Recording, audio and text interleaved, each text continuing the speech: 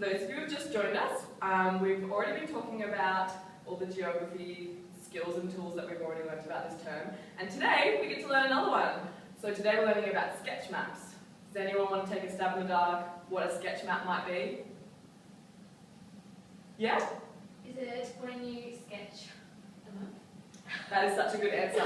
So I'm giving out lollies today, so if you're really good in class or you answer questions, I'll give you a lolly. So there you are, thank you for answering. Anyone else think they might know what a sketch map is?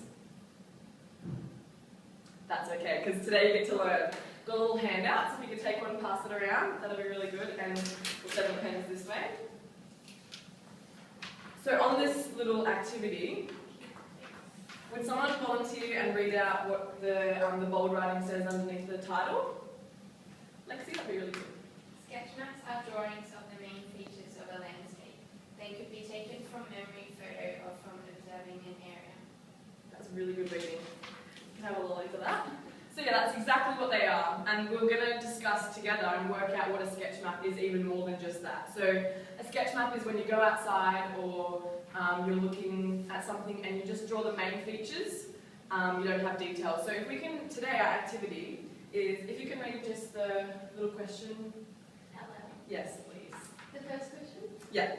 What can you notice about these examples of sketch maps? Do you want to read the second one? What do you, they? That's a little typo. It's supposed to say, what do they all have in common? So today what we're going to do is we're going to figure out what these two have in common. So we get to figure out what the features of a sketch map is. So does anyone notice anything similar about them now? Yeah? They have a key. So you can write that down in your little answer section. Have a lolly. They have a key. Why might they have a key? So you know what everything means? That's exactly right. Because we're only looking at the main features of something, we can have little symbols that let us know what those things are. What are the other things that might be similar between them? Yeah? They each have a heading. A heading? Yes, so important. Then we know what the map is. Because that first one, it looks a bit like, you know, just some scribbles and some lines, but now I know that it's the ethno-linguist families of Iran. Thank goodness for titles, right? What else is the same? Oh, sorry, you get a lolly for that page. Don't need it all at once.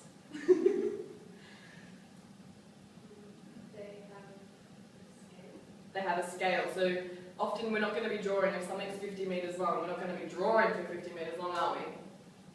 No, that's not good. Also the thing is that we're looking down. So we might not be getting a helicopter today and look at the school, but we're looking down, so we've got to think of from memory, or we look at a photo to just draw a sketch of it. So that's why they're called sketch maps. Does anyone have the time by any chance? No. Cool, thank you for that. Also, anything else that anyone notices about them?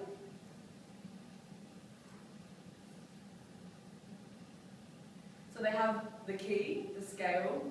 They're from a bird's eye view, which another way of putting that in, if you're a geographer, you might say it's from an aerial perspective.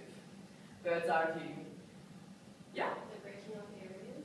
Breaking up areas, yeah. So we only, some things might not even be. Okay, so today we get to actually draw a sketch map. So one of the other things that we didn't point out was a border. They all have a border, so we know the perimeter of the sketch map. So how about we all start by drawing a border? However big you think you'd want to make this.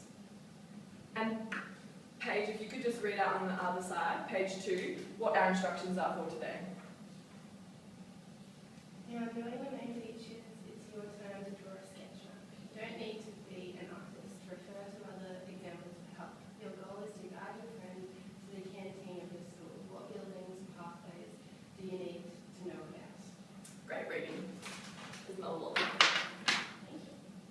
Alright, so we're going to be guiding our friends to the canteen today. So you've got to think in your mind, imagine what it would look like from a bird's eye perspective. Obviously, you've probably never been in a helicopter above the school, but if you think, if you were walking around, what does your friend need to know to get to the canteen today?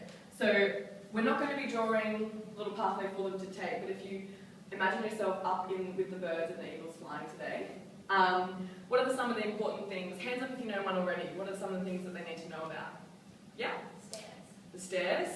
Also the library, so it's a massive big building. So you get to choose where you want which angle to be from. Like if you want, you could be coming from inside the main gates, or you could be coming from the side. You get to choose which angle it's on, as long as you know that you could go and show someone. You can show me later and I'll be able to go, oh, this is the way to the canteen. So if you want, what are some of the things that we know we've got to have?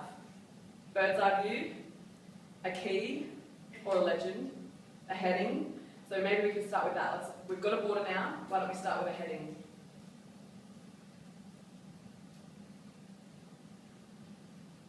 Very quiet work today, guys. Very proud.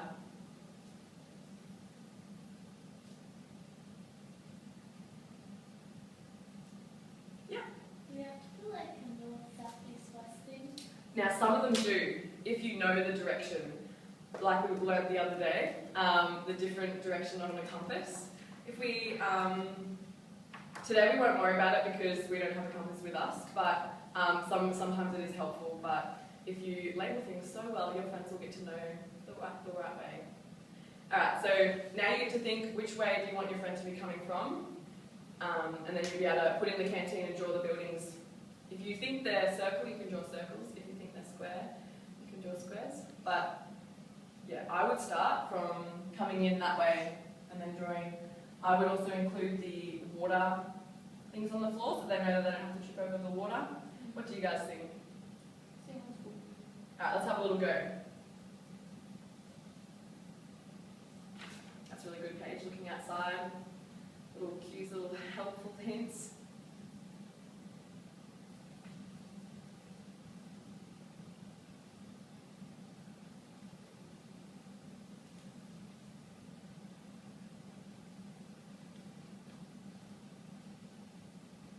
Now the fun thing will be at the end of this is that you'll be able to come up with different ways that this will be helpful in real life. Because sometimes you might be asking, Miss, why do I have to learn how to draw a map? But it might actually come really helpful.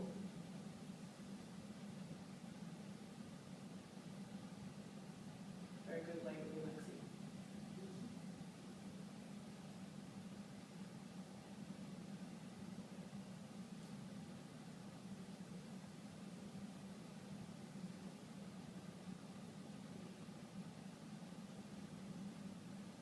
Now just pause you there for a second. One of the things that we're going to do is we're going to compare to see if we can actually tell that it was the school. So have a look now at the person next to you and just see if it looks anything like the same kind of... Have you noticed any similarities, or are they... That's actually very interesting because if you can imagine a geographer getting together with his buddies and saying, look, this is the way to the canteen, some would be like, well, I don't actually see it. It's about capturing what you have in your head and being able to communicate it in such a way that someone else would be able to understand it, which is actually really hard. Have you ever tried to tell your friend a dream and they're thinking it's one thing but you're thinking it's another?